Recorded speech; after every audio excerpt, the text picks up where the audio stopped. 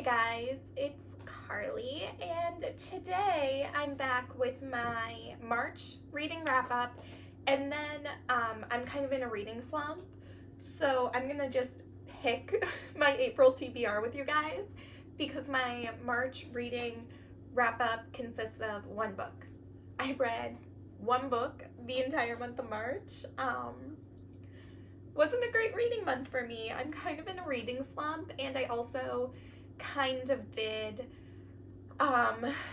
everything but read in March that involved going to doctor's appointments, having a surgery, recovering from a surgery, playing video games, moving out of my apartment back into my parents' house for 2 weeks, moving back to my house, then having a pet medical emergency, then playing more video games. So, not a great reading month. I kind of did everything but read.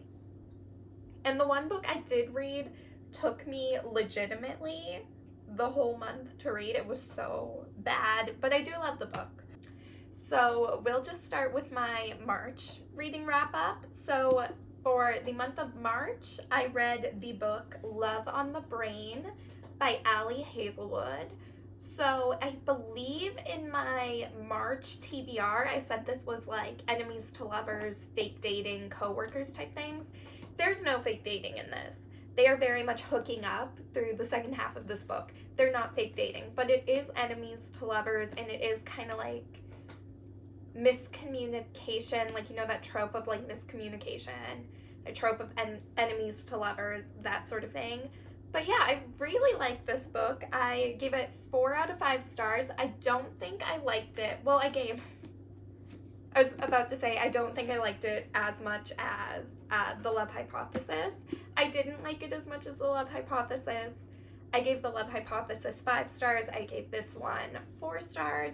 This one's still really good though. I think there was just more silliness. Like, a lot of people don't like the silliness and the absurdity of the situation in The Love Hypothesis, which is right here.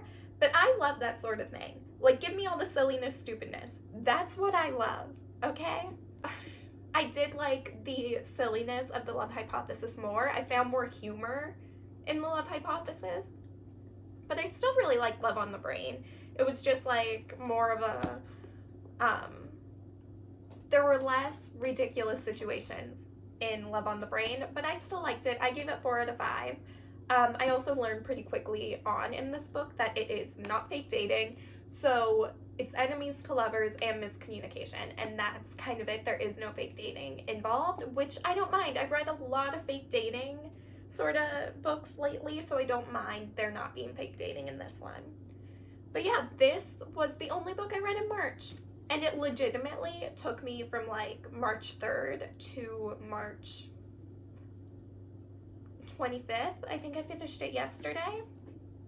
So it took me all month to read, but I did, like, in the 2 weeks that I was at my parents' house recovering from surgery, I did not read because the painkillers I was on, I could not read. I could not focus. I legitimately would look at a page and read a sentence and go, I don't know what happened. And then read it again and then read it again. And I just could not read that over those 2 weeks. And then I came back home and I was just like not in the mood. I've been in a reading slump lately. Like, I've started a couple of books, but I was just like, I was not in the mood to read lately, which is a thing. So hopefully this month I will get out of my reading slump, which is why I'm going to pick my TBR live with you guys, because I feel like that'll get a better understanding of my mood. But like, also, I don't know if I'm gonna read the books that I pick, but we'll see.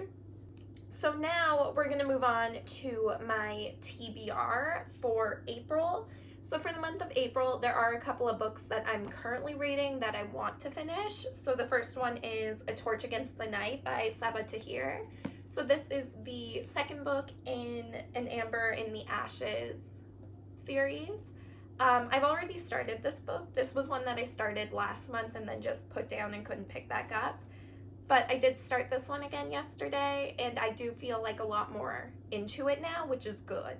So I'm about 60 pages in to this book, so I'm making progress. I don't know how long this book will take me to read. I haven't really been into fantasy lately, which is kind of unfortunate because a lot of the books I have are fantasy. So it's kind of just like one of those situations where I went through a major fantasy,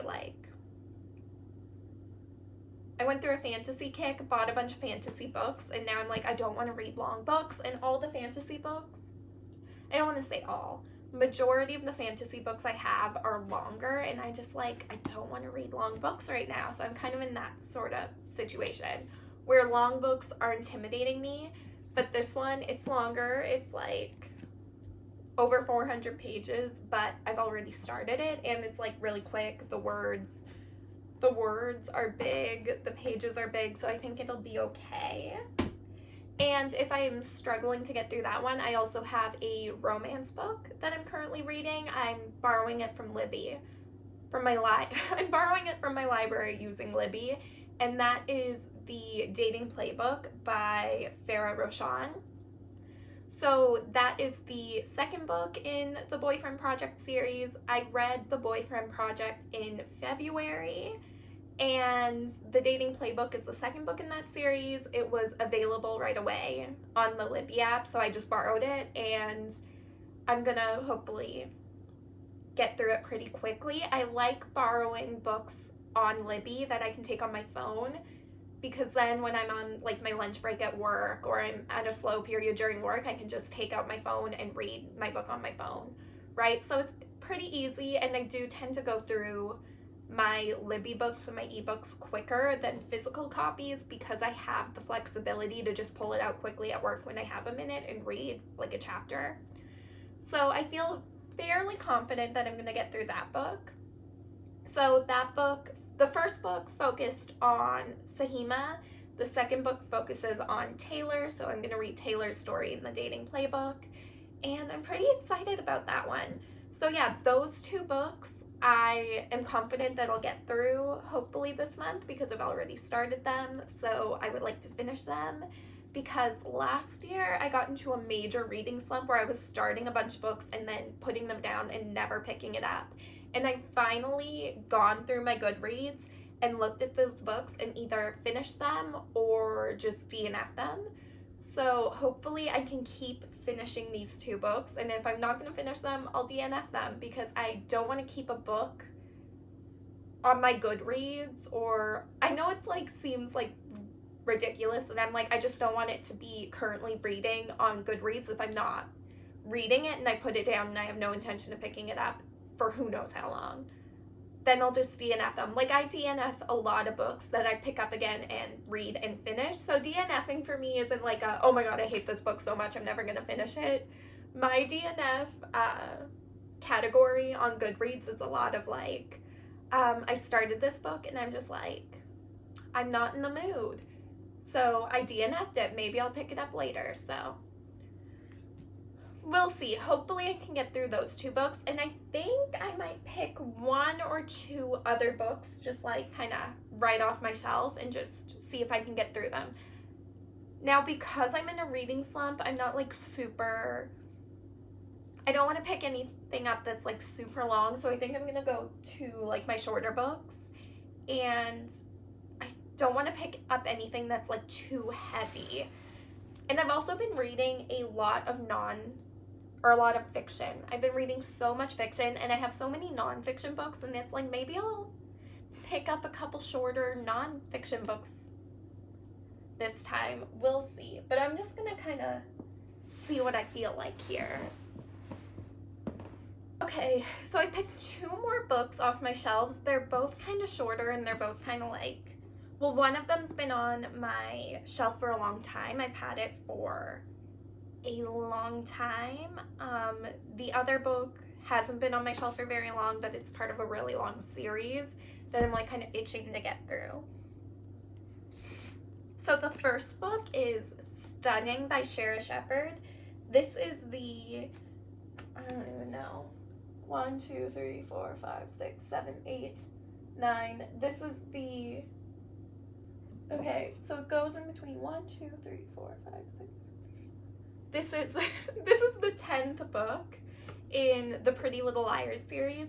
It's a series I've been working on for a while. It's one that I've been wanting to read because I was kind of disappointed with how the show ended and wanted to see how the books were. But I did just also yesterday start rewatching the TV show, so I feel like because I'm in a Pretty Little Liars mood, which I'm not in very often, and I'm watching the series, that I think I'm also in the mood for the books. So I am looking to read this one. It's also shorter, which is maybe why I kind of picked it. This is under 300 pages long, and the words, I don't know if you can see that, the words on the pages, they're big. So I think this one will be easy to get through. Could I tell you what's supposed to happen in this book? No. Could I tell you what happened in the last book? No. This is kind of just like mindless reading for me, but yeah, this is one that I think I can actually get through and I feel like I'm in the mood for. And the next book is also kind of a shorter one, and it's also one that's been on my shelves for a long time. I've had it for, I would have got it when I was like, oh my god, it's snowing so much. I would have got it in like when I was in my second year of university, because that was while I was sick. So I got it in my second year of university, so I would have been 19 or 20. So I've had this for 5 or 6, well, I've had this for 6 years probably and haven't read it, and it is the secret history of the Mongol queens, how the daughters of Genghis Khan rescued his empire, by Jack Weatherford. So this is a nonfiction book. It's about, so essentially from what I can gather from reading the back, so this Mongol king's daughters were incredibly instrumental in helping him really define the Mongol Empire during like the Silk Road era. The Silk Road era, as if they're K-pop stars. During the Silk Road. I'm just gonna call it that. During the Silk Road era of history. But yet somehow their influence was kind of like erased and removed from the history books. And this book is attempting to how do I word it? It's attempting to reestablish their importance and reestablish their history and those sorts of things. I've heard really good things about this book. I picked it up, it would have been like, yeah, maybe my second. It might have even been my third. I might have only had this book for 5 or 6 years. Does that make it any better? No. But yeah, I really want to read this one. This is one that I've been eyeing on my bookshelf for probably a couple of months now. Every time I finish a book and I go to pick out a new one, I'm like, do I read something nonfiction? And then I look at this one because it's one of my shorter ones on my shelf. And I'm like, maybe I'll pick up that one. And then I just pick up something else. But I think this month, if I read this book, it's something completely different from what I've been reading, which is fantasy romance, fiction books. And this is nonfiction and shorter and very history-based. So I feel like hopefully I can get through this one. But yeah, hopefully. We'll see. We'll see how it goes this time. But yes, this is my TBR for the month of April. Hopefully I at least get through the 2 books I'm reading. I just want out of this reading slump so bad. I want out of this reading slump. I want out of it so bad. But yeah, I guess we'll find out at the end of April. We'll find out in a month if I am still in a reading slump or if I managed to read some books. I hope I managed to read some books because I just bought 4 more. But yeah, I will talk to you guys in the next video. Thanks for watching.